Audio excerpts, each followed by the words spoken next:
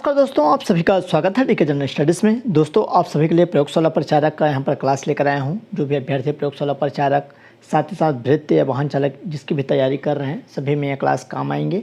और जो भी अभ्यर्थी चैनल में पहली बार आए हैं, जिसकी तैयारी कर रहे हैं, चैनल को सब्सक्राइब कर लीजिए। साथ ही साथ बेल घंटे का जो बटन है उसको भी प्रेस कर ले। कंटिन्यू आपको क्लास देखने को मिलेगा। तो चलिए यहाँ पर जल्दी से क्लास स्टार्ट करते हैं। हाल ही में एक यहाँ पर जो प्रयोगशाला परिचारक का डेट आई है वो 17 पोस्ट वाला है। उसमें केवल 17 पोस्ट है, जो कि रायपुर न्यायालय या न्यायालयिक जो प्रयोगशाला है, विज्ञान प्रयोगशाला, वहाँ के लिए प्रयोगशाला परिचारक का पोस्ट है। और उच्च शिक्षा विभाग का जो 430 पदों के लिए भर्ती विज्ञापन जारी हुआ था, जो कि व्यापम को एग्ज़ाम लेनी है, उसका भी डेट नहीं आया है। संभवतः अगस्त में उसका एग्ज़ाम होगा। और अलग से व्यापम में फॉर्म भरा था प्रयोगशाला तकनीशियन, साथ ही साथ प्रयोगशाला परिचारक, तो उसका भी डेट नहीं आया है। तो आप कंफ्यूज ना होइएगा। तो चलिए यहाँ पर मैं क्लास यहाँ पर स्टार्ट करता हूँ। जो भी अभ्यर्थी चैनल में पहली बार आए, चैनल से जुड़ जाइए। यहाँ पर आपको क्लास कंटिन्यू मिलेगा। इससे पहले मैं बहुत सारे क्लासेस यहाँ पर करवा चुका हूँ, तो उसके लिए मैं अलग से प्लेलिस्ट बना दिया हूँ। आप मेरे चैनल में जाकर देखेंगे तो वहाँ से जो क्लास है मिल जाएगा। तो चलिए यहाँ पर पहला प्रश्न है, वह तापमान जिसका पाठ्यांक फ़ारेनहाइट और सेल्सियस दोनों पर यहाँ पर वही होता है, तो क्या हो जाएगा? 40 डिग्री है, -40 डिग्री या -34 डिग्री या -40 140 डिग्री। तो इसका राइट आंसर यहाँ पर बी हो जाएगा, -40 डिग्री। अगला प्रश्न है, रेफ्रिजरेटर खाद्य पदार्थों को ख़राब होने से बचाता है क्योंकि? इसका कारण क्या हो जाएगा? जो रेफ्रिजरेटर फ्रिज होता है, जो हम खाद्य पदार्थ उसमें रखते हैं, तो किस कारण से उसका बचाव करता है? तो इसका सही आंसर ए हो जाएगा, इनमें न्यून तापमान पर जीवाणु और फफूंदी निष्क्रिय होते हैं। इस कारण से खाना जो है ख़राब नहीं होता। दोस्तों, आप सभी को मैं यहाँ पर विज्ञान, सामान्य विज्ञान के जो प्रश्न हैं, लगभग 50 प्रश्न के आसपास बताऊंगा, तो आप सभी अच्छे से क्लास करिए।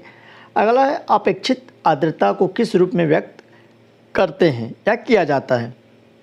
तो ग्राम है, किलोग्राम है, प्रतिशत है, अनुपात है। तो उसका सही आंसर यहाँ पर प्रतिशत हो जाएगा। अगला है, जल का क्वथनांक उच्च तुंगता पर किस कारण से घट जाता है? तो किस कारण से घट जाता है? तो उसका सही आंसर निम्न वायुमंडलीय दाब के कारण यहाँ पे क्या होता है? घट जाता है। तो उसका राइट आंसर यहाँ पर बी हो जाएगा। अगला, बादल किस कारण वायुमंडल में तैरते हैं? तो जो बादल होता है किस कारण से वायुमंडल में तैरते हैं? तो निम्न घनत्व है, उच्च घनत्व है, या निम्न दाब है, निम्न सैनता, निम्न तापमान। यहाँ पर 4 ऑप्शन दिया हुआ है। बादल किस कारण से वायुमंडल में तैरते हैं? तो इसका राइट आंसर यहाँ पर निम्न घनत्व हो जाएगा। अगला, निम्नलिखित में से अधिक जलन किसमें पैदा होता है? तो किसमें अधिक जलन पैदा होता है? 4 ऑप्शन दिया हुआ है। तो भाप जो होता है, भाप में क्या है? अधिक जलन पैदा होता है। अगला प्रश्न है, उबलते जल द्वारा जलन की तुलना में भाप से जलना अधिक कष्टदायक होता है। इसका कारण क्या है? तो भाप में गुप्त ताप होता है। इस कारण से यहाँ पर उबलते जल की तुलना में जो भाप से जलन होती है उसमें कष्टदायक ज़्यादा हमको मिलती है।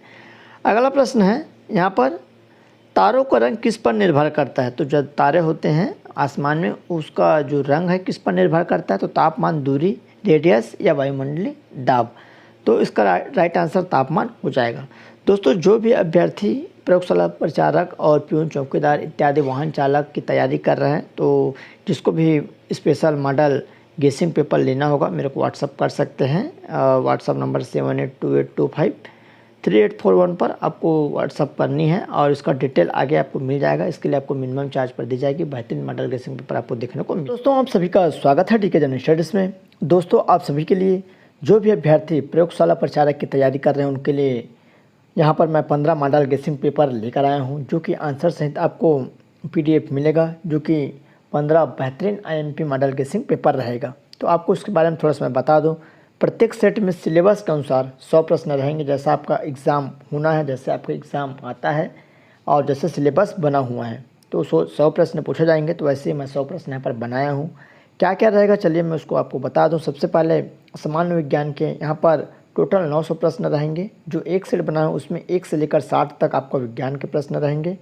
विज्ञान के प्रश्न में आपके भौतिक रसायन, मतलब भौतिक के प्रश्न, रसायन और जीव विज्ञानों का यहाँ पर प्रश्नों का संकलन देखने को मिलेगा। तो ये सब रहेंगे। उसके बाद सेकंड है भारत का भूगोल। आपके सिलेबस में तो भारत का भूगोल रहेगा, 10 प्रश्न रहेगा सभी सेटों में, तो टोटल 150 प्रश्न। उसके बाद छत्तीसगढ़ सामान्य ज्ञान के यहाँ पर प्रश्न रहेंगे और प्रत्येक सेट में आपको 20-20 प्रश्न देखने को मिलेगा। तो 15 सेट में यहाँ पर 20 प्रश्न, तो टोटल 300 प्रश्न रहेंगे। सभी IMP प्रश्न रहेगा आपका एग्ज़ाम में आने लायक। उसके बाद छत्तीसगढ़ और भारत के करंट अफेयर के प्रश्न रहेंगे, वो भी 10 प्रश्न यहाँ पर मैं सिलेक्ट किया हूँ, तो 90 से 100 तक, तो टोटल यहाँ पर 150 प्रश्न। तो इस तरह जो कुल प्रश्नों की संख्या है 1500 प्रश्न रहेंगे और सभी सिलेक्टेड प्रश्न रहेंगे आपके एग्ज़ाम में आने लायक। तो जो भी अभ्यर्थी ईमानदारी से तैयारी कर रहे हैं, जो लेने की, उसके लिए यहाँ पर मैं बेहतरीन मॉडल गेसिंग पेपर लेकर आया हूँ, जो कि उत्तर सहित आपको मिलेगा और 20 मॉडल प्रैक्टिस सेट रहेगा, जिसमें प्रत्येक जो सेट है वहाँ पर आपको 105 प्रश्न देखने को मिलेगा सिलेबस के अनुसार। आपके एग्ज़ाम में 100 प्रश्न आएंगे, बट मैं 5 प्रश्न एक्स्ट्रा आप सभी के लिए यहाँ पर सिलेक्ट किया हूँ। काफ़ी सिलेक्टेड प्रश्न हैं एग्ज़ाम में आने लायक। तो जो भी अभ्यर्थी ईमानदारी से तैयारी कर रहे हैं, लेने की इच्छुक हैं, वो ज़रूर इसको ले सकते हैं। बहुत ही कम चार्ज पर आपको दिया जाएगा, क्योंकि अच्छा क्वालिटी मटेरियल आपको मिलेगा। जिसमें क्या क्या रहेगा, सबसे पहले भारत का सामान्य ज्ञान रहेगा, 800 प्रश्न रहेगा, सभी ऑब्जेक्टिव वाइज MCQ। उसके बाद छत्तीसगढ़ का सामान्य ज्ञान, जो टोटल प्रश्नों की संख्या मैं आपको बता रहा हूँ 1000 प्रश्न रहेगा ऑब्जेक्टिव। उसके बाद छत्तीसगढ़ और भारत करंट अफेयर के 300 प्रश्न। टोटल जो प्रश्नों की संख्या रहेगी 2100 रहेगा उत्तर सहित। और जो मैं प्रश्न बनाया हूँ, मतलब पहले भारत का सामान्य ज्ञान 800 ऐसा नहीं है। इसमें क्या है, पहले भारत का सामान्य ज्ञान है 1 से लेकर लगभग 40 तक। उसके बाद छत्तीसगढ़ का सामान्य ज्ञान है 41 से यहाँ पर 90 तक, 95 तक। उसके बाद आगे आपका यहाँ पर करंट अफेयर। इस टाइप से वहाँ पर मैं सिलेबस अनुसार बनाया हूँ, जैसे एग्ज़ाम आपका होगा सेम पैटर्न पर। तो जिस भी अभ्यर्थी को लेना है यहाँ पर व्हाट्सअप कर सकते हैं, ये व्हाट्सअप नंबर है, तत्काल आपको रिप्लाई दिया जाएगा, आपको यहाँ पर मेरे को लेना है ऐसा करके। तो जो भी अभ्यर्थी को सड़क पर चलने की अपेक्षा बर्फ़ पर चलना कठिन होता है, इसका कारण क्या है, तो इसका जो राइट आंसर यहाँ पर डी हो जाएगा। बर्फ़ में सड़क की अपेक्षा घर्षण कम होती है। अगला प्रश्न है, निम्नलिखित में कौन सी ध्वनि आवृत्ति जो मानव कान द्वारा नहीं सुनी जाती, मतलब मानव के कान के द्वारा, मनुष्य के कान के द्वारा कौन सी जो आवृत्ति है, कौन सा आवाज़ है जिसको हम नहीं सुन सकते। तो इसका राइट आंसर 50,000 हर्ट्ज हो जाएगा, जिसको हम लोग नहीं सुन सकते। अगला, लिफ्ट में किसी व्यक्ति का वास्तविक भार उसके आभासी भार के बराबर होता है। लिफ्ट जो होता है, तो लिफ्ट में जो यहाँ पर वास्तविक भार है और आभासी भार के बराबर कब होगा, तो इसका राइट आंसर क्या हो जाएगा, तो इसका जो सही आंसर यहाँ पर सी हो जाएगा। लिफ्ट एक समान वेग से गति कर रही होगी, तब उस स्थिति में ऐसा होगा। अगला, वृत्ति गति में क्या रहता है, जो वृत्ति गति होता है वहाँ पर वेग नियत रहता है, त्वरण नियत रहता है, चाल नियत रहती है, उपरोक्त में से कोई नहीं, तो चाल नियत रहती है। इसका राइट आंसर सी हो जाएगा। एक समान वृत्ति गति में अचर होगा, तो चाल का रेखीय वेग का, त्वरण का या अभिकेंद्री जो बल है उसका, तो इसका सही आंसर यहाँ पर चाल का हो जाएगा। यहाँ पर अगला प्रश्न है, धीमी चलती रेलगाड़ी या बस से छलांग लगाने पर कोई व्यक्ति आगे की ओर गिरता है, इस पर न्यूटन की गति का कौन सा नियम लागू होता है। तो इसका जो राइट आंसर यहाँ पर ए हो जाएगा, न्यूटन के प्रथम नियम, गति के प्रथम नियम। अगला क्वेश्चन है, निम्न सूची को 1 से 2 से मिलान करना है। तो चलिए इस सूची को हम लोग देख लेते हैं, 1 से 2 यहाँ पर मिलान करनी है। तो क्या है, पहला न्यूटन है, केपलर है, आइंस्टीन है, फैराडे है। कौन कौन से यहाँ पर गति के नियम का इन्होंने प्रतिपादन किया है, तो इसका सही आंसर सी हो जाएगा। न्यूटन जिन्होंने गति के नियम का प्रतिपादन किया है, केपलर ग्रहों के नियम का गति का, आइंस्टीन अपेक्षित विशिष्ट सिद्धांत और फैराडे विद्युतीय चुंबकीय का। तो सी वाला ऑप्शन राइट हो जाएगा। अगला, क्रिकेट की गेंद और प्लास्टिक की गेंद को एक समान ऊंचाई से रेत पर गिराएं तो क्या होगा। तो क्रिकेट की गेंद अधिक दूरी तक रेत में धंसेगी। इसका राइट आंसर यहाँ पर क्या हो जाएगा, सी हो जाएगा। बल गुणनफल है किसका, तो बल जो होता है गुणनफल होता है जो कि द्रव्यमान और त्वरण का। तो इसका राइट आंसर यहाँ पर बी हो जाएगा। अगला, निम्न कथनों पर विचार करना है। तो एक तीक्ष्ण वृत्ताकार पथ पर तीव्र गति से जाता हुआ पहिया वाला जो वाहन है, तो क्या होगा, यहाँ पर ऑप्शन दिया हुआ है, बाहरी पहियों पर उल्टेगा, अंदर के पहियों पर उल्टेगा, या बाहर की तरफ फिसलेगा या अंदर की तरफ फिसलेगा। तो इसका सही आंसर यहाँ पर सी हो जाएगा, 2 और 3। 2 अंदर के पहियों के ऊपर उछलेगा, बाहर के पहिए की तरफ यहाँ पर फिसलेगा। एक ट्रेन जैसे ही चलना आरंभ करते उसमें बैठे हुए यात्री का सिर पीछे की ओर झुक जाता है, इसका कारण क्या होगा। तो इसका कारण क्या हो जाएगा, तो इसका जो कारण है स्थिरता का जो जड़त्व है, ये वाला ऑप्शन राइट हो जाएगा। अगला क्वेश्चन है, हवाई जहाज़ से यात्रा करते समय पेन से स्याही निकलने लगती है। जो हवाई जहाज़ है वहाँ पर यात्रा करते हैं जो कोई भी कैंडिडेट, तो यहाँ पर क्या होता है, वायु दाब में कमी के कारण जो पेन की स्याही है वो निकलने लगती है, ऑटोमेटिक निकलती है।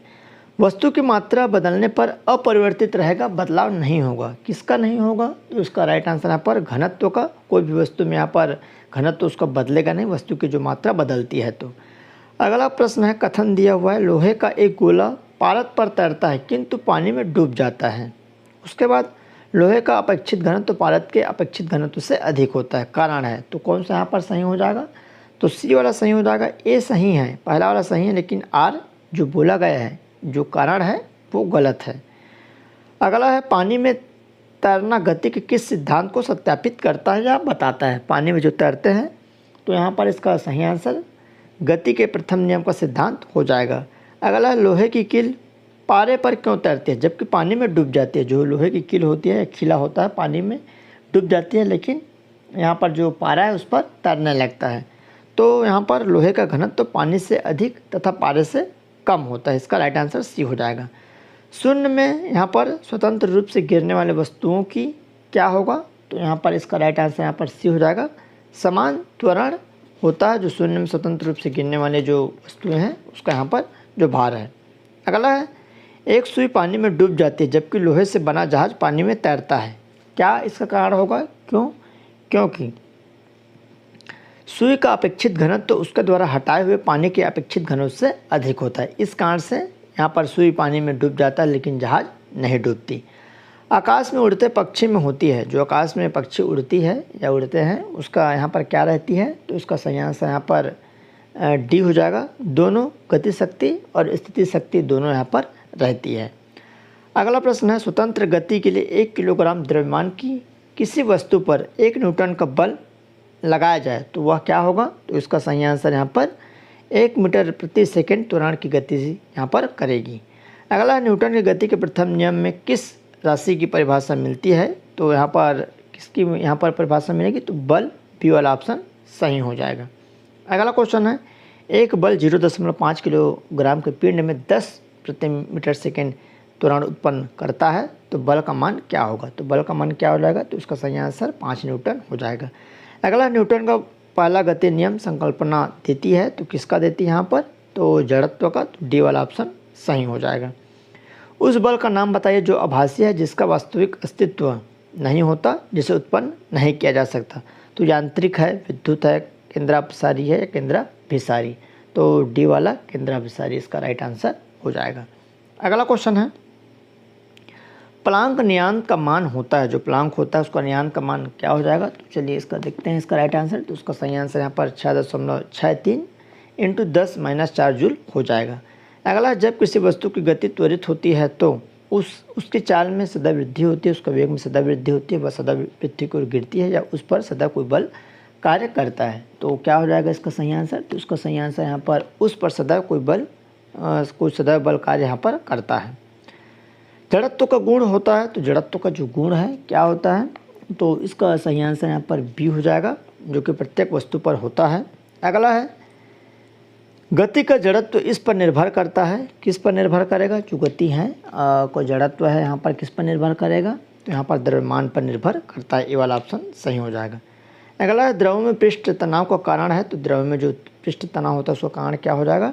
तो इसका सही आंसर यहाँ पर अणुओं के मध्य संसंजक बल इसका सही आंसर हो जाएगा। अगला, स्वतंत्र गति के लिए किसी वस्तु पर कोई बल लगाया गया, यदि बल का परिणाम तथा वस्तु का द्रव्यमान हो तो न्यूटन के दूसरे नियम की सहायता से हम क्या कर सकते हैं? तो क्या होगा इसका? तो इसका सही आंसर वस्तु का त्वरण ज्ञात किया जा सकता है, कर सकते हैं। अगला, किसी वस्तु पर कोई बाह्य बल लगता है तो वह बल दिशा में त्वरित हो जाता है, इस प्रकार उत्पन्न त्वरण होगा या वस्तु होगा? तो इसका क्या हो जाएगा इसका राइट आंसर? तो इसका जो सही आंसर है यहाँ पर लगे बल के समानुपाती होता है। अगला क्वेश्चन है, जब कोई बस अचानक मुड़ती है तो बस में यहाँ पर खड़े यात्री बाहर की ओर गिरते हैं, इसका कारण क्या हो जाएगा? तो मुड़ती है और गिरने लगते हैं, तो इसका राइट आंसर यहाँ पर जड़त्व, बी वाला ऑप्शन सही हो जाएगा। अगला है, एक वस्तु त्वरित होती रहेगी जब तक, एक कोई वस्तु है और त्वरण करती रहेगी जब तक करती रहेगी, कब तक? तो इसका राइट आंसर यहाँ पर सी हो जाएगा। इस पर कोई परिणामी बल शून्य नहीं होता। 1 किलोग्राम भार का मान होगा तो 0.98 न्यूटन, 98 न्यूटन, 9.8 न्यूटन या 1 न्यूटन। तो इसका राइट आंसर 9.8 न्यूटन हो जाएगा। किसी गतिशील पिंड का वेग आधा करने से उसका संवेग हो जाता है, तो उसका संवेग क्या हो जाएगा, तो उसका संवेग है आधा हो जाएगा, तो ये वाला ऑप्शन राइट हो जाएगा। अगला है 4 किलोग्राम की वस्तु में 5 मीटर प्रति सेकंड का वेग परिवर्तन करने के लिए आवश्यक आवेग का मान क्या हो जाएगा। तो इसका सही आंसर यहाँ पर 20 न्यूटन सेकंड हो जाएगा। अगला है किसी पिंड पर 100 न्यूटन का बल 0.4 सेकंड तक लगाया जाता है, तो बल का आवेग क्या होगा। तो जो बल है उसका आवेग क्या हो जाएगा, तो 40 न्यूटन सेकंड हो जाएगा। अगला है यांत्रिक ऊर्जा संरक्षण का नियम लागू होता है कहाँ पर, तो इसका राइट आंसर बल संरक्षित हो तब। दोस्तों आप सभी के लिए लगभग 47 प्रश्न यहाँ पर मैं MCQ के माध्यम से, जो कि विज्ञान के प्रश्न रहेंगे, कंटिन्यू आपको सिलेबस वाइज प्रश्न देखने को मिलेगा। जब तक आपका एग्ज़ाम ना हो जाए तो चैनल में जुड़ जाइए, चैनल को सब्सक्राइब कर लीजिए, बेल घंटी के जो ऑल बटन उसको भी प्रेस कर ले। अब आपके पास समय बहुत ही कम है, लगभग कंटिन्यू यहाँ पर 7 जून को भी एक एग्ज़ाम है, उसके बाद आपका जुलाई अगस्त से यहाँ पर एग्ज़ाम शुरू हो जाएगा। तो लगभग 1-1.5 महीने का आपके पास समय बचा हुआ, तो आप अच्छे से तैयारी में जुड़ जाइए, अभी आपके पास समय है। तो चलिए दोस्तों, ये जानकारी अगर पसंद आए तो लाइक करिए और अपने दोस्तों के साथ शेयर करना न भूलिएगा। तो चलिए दोस्तों, धन्यवाद।